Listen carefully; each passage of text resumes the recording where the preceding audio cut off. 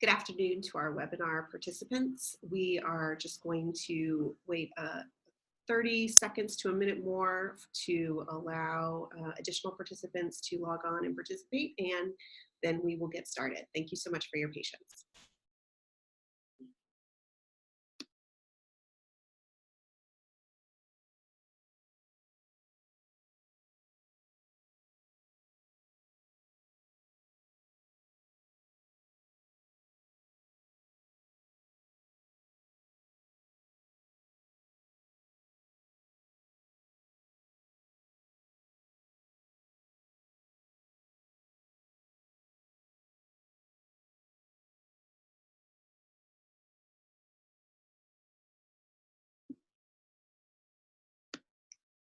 Good afternoon to our participants. Welcome to the SAFE Community Playbook webinar.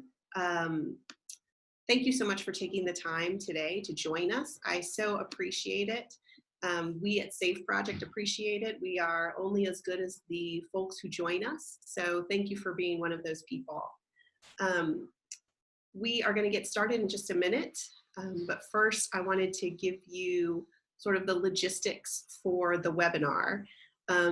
First, please feel free to ask questions throughout. We will have some time at the end for me and to answer any questions you might have. There should be a Q&A window as part of your webinar interface, and you can just enter in your question there, and I'll be able to see it here on the back end and answer your question as quickly as possible. With that, I want to take you to our agenda. Again, those are our logistics, where you can find the place to ask questions. As a reminder, we are recording this webinar, so if you enjoy the webinar, if there's anyone in your community that you want to share the information with, please feel free. We will be emailing out a link to the recording to everyone who participated and everybody who signed up after the webinar closes. Also, just as a preview, we will have a follow-up to this webinar, and I'll share more details about how you can sign up for that at the end of this presentation, including the date, because that will be July 11th. Same time, Thursday, 2 p.m., July 11th, and we'll be taking a deeper dive into one of the tools contained in the Community Playbook to help you get started in making change in your community. So this is our agenda for today, as you can see on your screen, hopefully.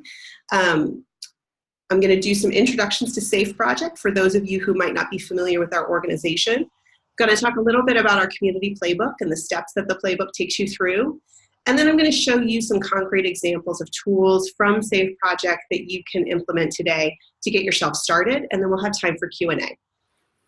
So without moving on right to the beginning.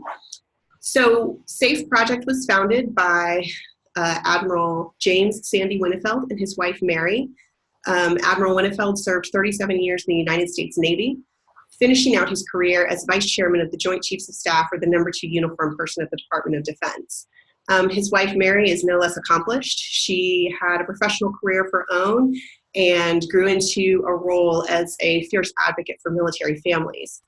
Like many Americans, though, they were touched by addiction and loss. They lost their son in 2017 to a heroin and fentanyl overdose. And in their grief, really took action to start our organization.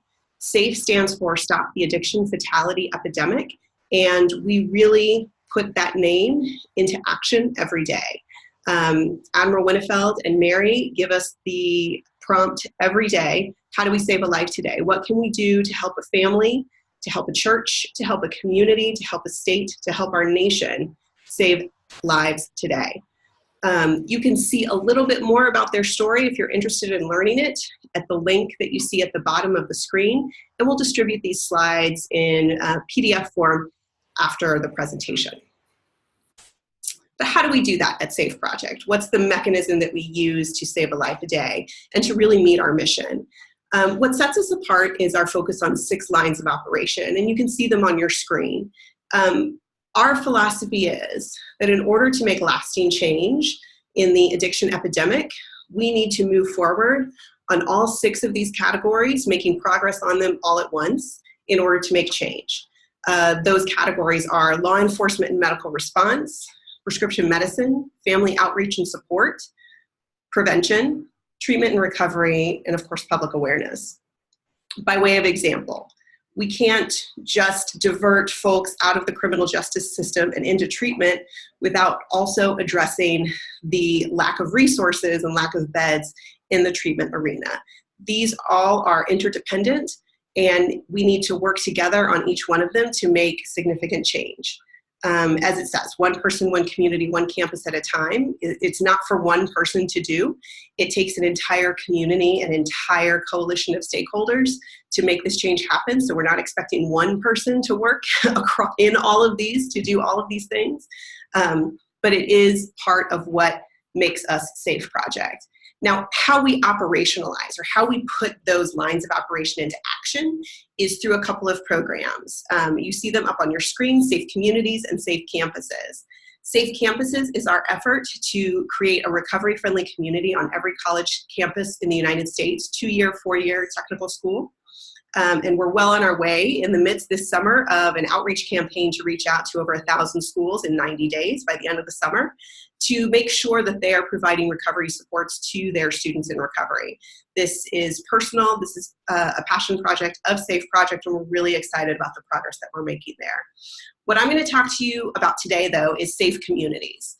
SAFE Communities is how we create a community of support that has the resources that they need to positively impact the addiction epidemic. There are a couple of tools that we use to do that, but the one we're going to talk about today is the Community Playbook. But really, it's about getting those tools to the communities that need them. And the reason is that we at SAFE Project understand that this is not a crisis or an epidemic that will be solved at a federal level.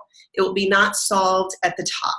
It will be solved community to community, neighbor to neighbor, at the most local level possible. And so our goal is to get those tools down to those local levels, to folks like you who can implement them and make change happen on the ground through that coordinated response of our 6 lines of operation. One of the ways we do that is through the SAFE Community Playbook. The playbook is really a step-by-step approach to making change and creating change in your community.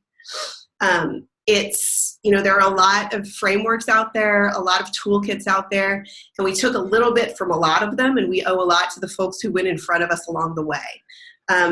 Ours is really distilled down to 3 steps. First, creating a coalition of stakeholders that can have a voice in making change in your community and raising awareness in your community.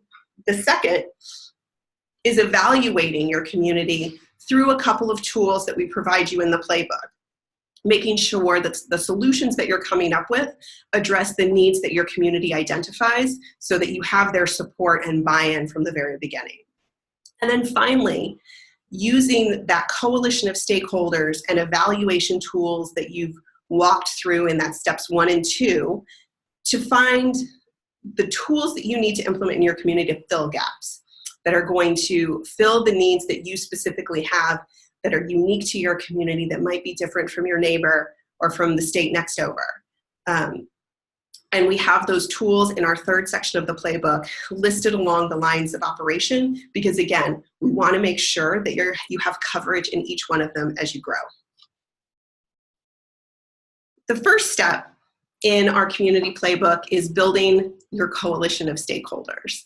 And what we've done through the playbook is defined a list of the people that you need to have around the table as you're developing a plan of what you're going to do that are essential to your success.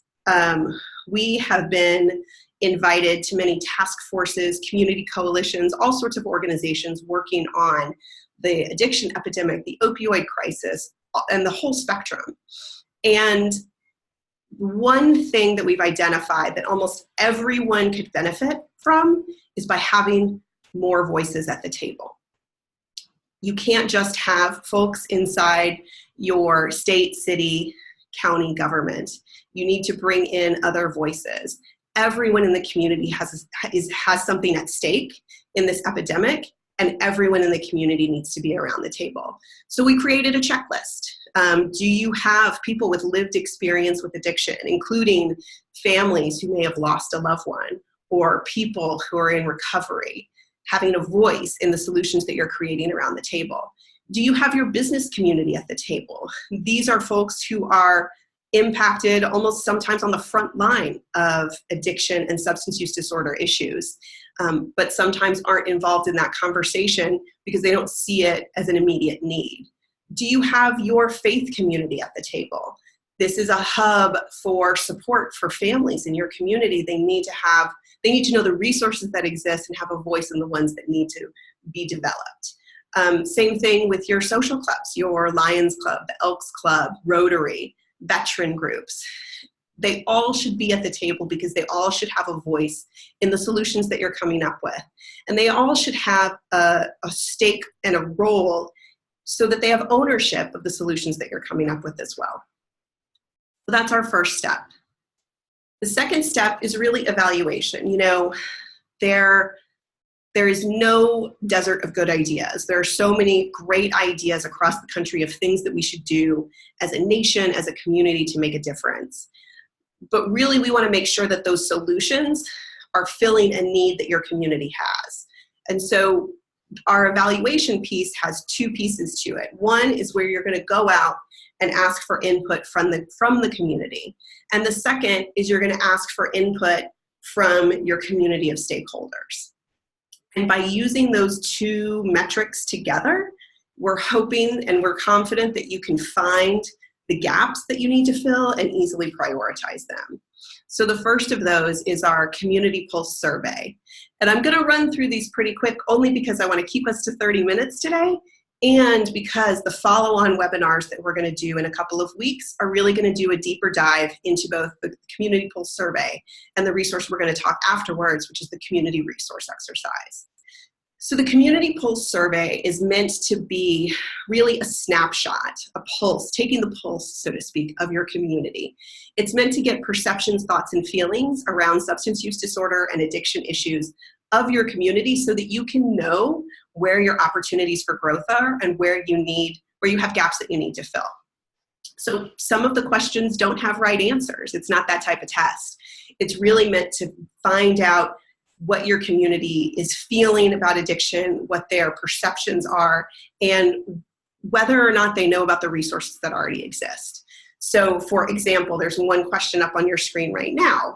When should we be talking to folks about drug and alcohol use? Finding out what your community thinks is appropriate. We have some thoughts, right? We have some evidence-based thoughts and research that says one thing, but what is our community thinking and how can we bridge that gap? Another question is, do you know where your local permanent or drop box location is for prescription medicine? You may have a community coalition that's very proud of their permanent drop box where people can dispose of their prescription medication, but if nobody knows it's there, then it's not very useful to the community. And so that identifies a gap that we know we need to fill and maybe tells us a little bit more about the education we need to do around prescription safety in the community. So after the Community Pulse Survey, or really at the same time that you're rolling out that Community Pulse Survey, there's another exercise that we have, which is our Community Resource Exercise. I mentioned earlier, SAFE has been very lucky to be invited to a lot of task force meetings, coalition meetings, and one of the things that people have told us and that we've taken away from those experiences is people don't always know the resources that exist in their own community, that people aren't necessarily utilizing the existing resources to their full potential, but thinking that they have these gaps that they need to fill. Additionally, not everybody who's always involved in that coalition or has a seat around the table, really understands what everybody around the table has to offer. And so this resource exercise is really meant to identify that. So it's a worksheet, it's a fill in the blank where you're going to list the resources that exist in your community. Now, we have some categories of things that, based on our research and our experts on staff, we've identified that a community might want to have if they're looking at creating a comprehensive response to the addiction epidemic. But you may have additional things. And so the goal is to really complete this exercise as a coalition, as a group of stakeholders. And at the end of it, you're going to have a couple of things. One, You're going to educate each other, your coalition, about what everyone's bringing to the table. What are the resources we already have in our community that we can leverage as we respond? It's also going to create a pretty phenomenal guide to your community members about where they can go for support, where they can go for help, ideas of how they might mobilize as a volunteer, and those sorts of things. So once you've finished those 2 steps, that community pulse survey and community resource exercise, we really want to take a step back and look at those 2 pieces of data together, along with all the sort of publicly available data that you may have about, drug use among teens, drug use more generally, maybe your opioid overdose rates. We can take all of this data in a package and look at it together, and I start to identify the gaps in your community. You may have a really strong relationship with your law enforcement where they really understand that addiction is a disease and not a moral failing. And so you don't need to necessarily do work there, but maybe you don't have as many treatment resources and you need to really educate folks on that gap so that you can then advocate for more resources in that arena. Those are the sorts of things that we're hoping we can pull out through this data gathering, through your community and through your community stakeholders. We have a package of action items in the 3rd portion of the playbook, examples of things communities have successfully implemented across the country that you can use to start to build an action plan that will fill those gaps. And that's really what our goal is to come out of this process with a plan of action for your community that you can move forward and you can make a significant impact with. And it's really about creating that customized plan in partnership with your community of stakeholders so that you can take action on solutions to the addiction epidemic. So with that, those are our 3 steps of the community playbook. And we at SAFE are absolutely willing to partner with you and your community and facilitate conversations, provide you with resources to make those 3 steps happen. I'm going to move on to a couple of SAFE project tools that you can use today. These are things that we offer at no cost that you can utilize to increase education, to raise awareness, and to really make positive change in your community. So the first is our #NaloxoneSaves Challenge. This is our effort to educate as many people as we can about the life-saving medication naloxone, which will reverse an opioid overdose. The goal is if you want to meet the challenge, all you have to do is tell 5 friends about the life-saving aspects of naloxone, where they can find naloxone in your community, why it's important, why they should carry it, and why it should be in every first aid kit that we have. And then tweet us, share on social a picture of you with your friends with our Naloxone Saves Challenge sign, and we'll boost your message. The goal here, right, is to really meet peer-to-peer and educate peer-to-peer. We learn better from our friends than we do from strangers beaming in on a webinar. And so really having that one-on-one friendly conversation about this really life-saving drug is essential to helping us make progress. And so that's one thing that you can do in your community today. If you go on your favorite social media network or on SAFE Project social media, you'll see the pictures that we're retweeting and sharing on Facebook. We're really excited about this and we're hoping you'll take part in that. The second thing I want to share with you today is our Be Safe campaign. Be Safe is an education campaign. It's really teaching people who are in clinical settings, but outside clinical settings as well, about having healthy conversations with your doctor about the medications that you're being prescribed. It really encourages the patient to be their own best advocate with their doctor when they're being prescribed something, especially when they're being prescribed opioids.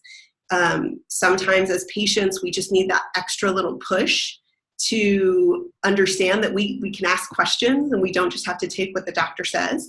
And so it encourages those conversations. It also encourages conversations with your pharmacists.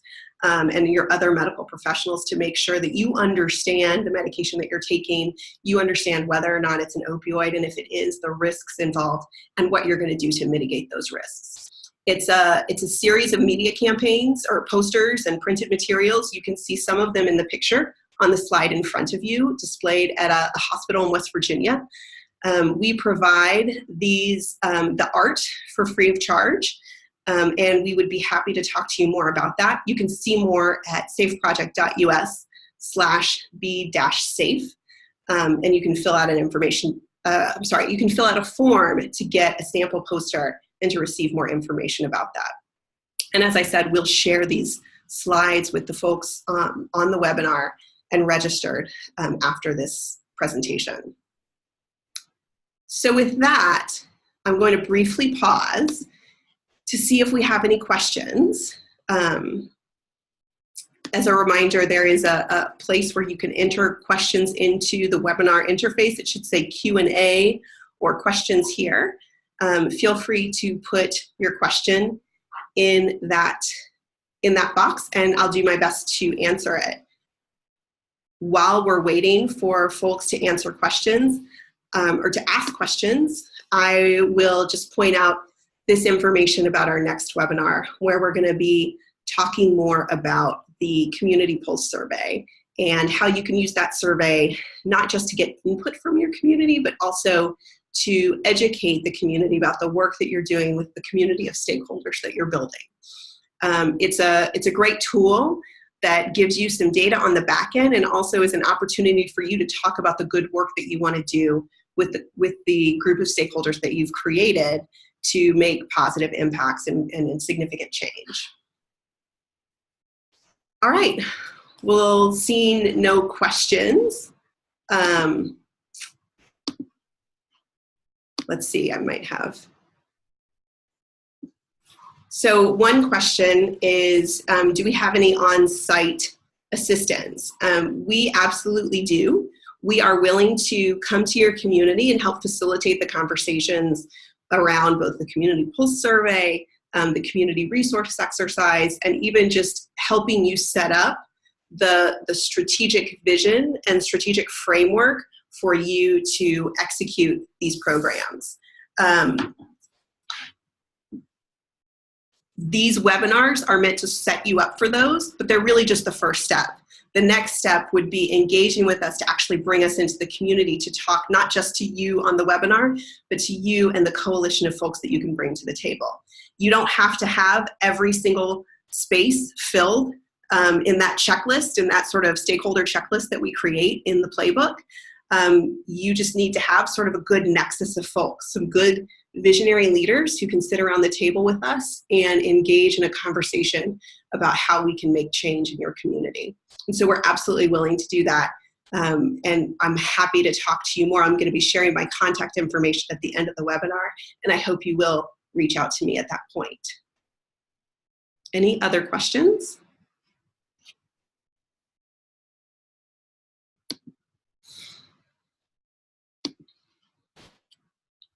All right, so hold on, let me make sure I don't. Another question, are there hard copies of the guide available?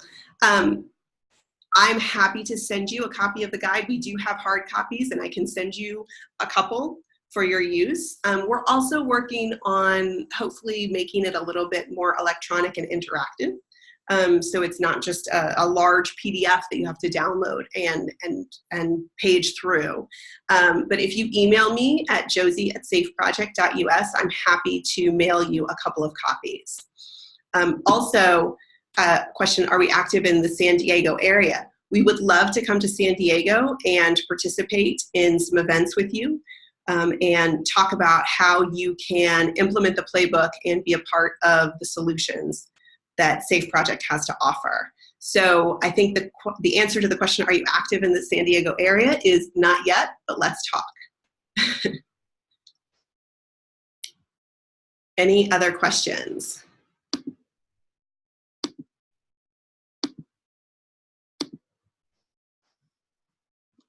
So again, my name is Josie Beets. I am the Senior Director of National Coordination for SAFE Project. I'm in charge of executing the SAFE Communities program, and I'm really looking forward to working with all of you to help you create change in your community, help you increase supports in your community, and we at SAFE Project are excited to be a part of that solution. Again, please email me if you have any questions, and we look forward to seeing you again, hopefully on July 11th at our next webinar or before. Thank you so much.